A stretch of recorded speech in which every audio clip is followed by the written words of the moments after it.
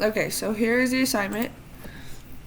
I am going to look up The Misinformation in Mass Audiences by Brian Southwell.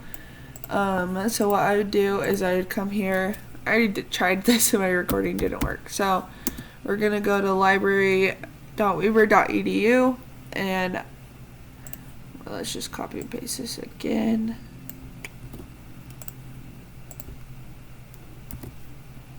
I'd copy and paste it into the search bar.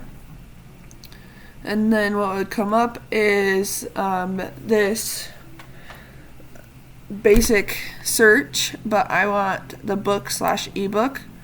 So I would click on that and it would pop up right here. Then I'm going to do, it says right here, ebook, full text online.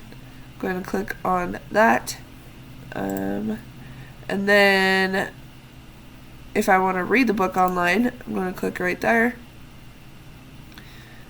Then it pulls up in EBSCOhost, the full text. And then you click on PDF full text. And you would not log in, but it would pull up right here. So here's the ebook. And this is how you'd read it. Let's just double check. Okay, we did all 4, so yeah, that is how I would read the full ebook.